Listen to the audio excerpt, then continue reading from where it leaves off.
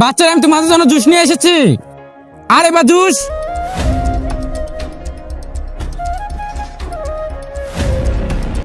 কেউ এই জুসটা খেও না, বাচ্চারা খাও তোমাদের জুস।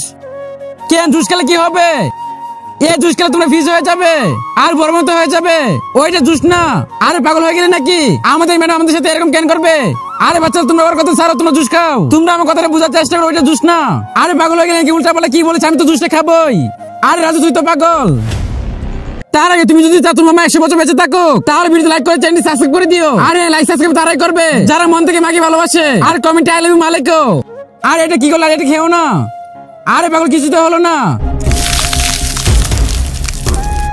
হ্যাঁ কিছু হয়নি।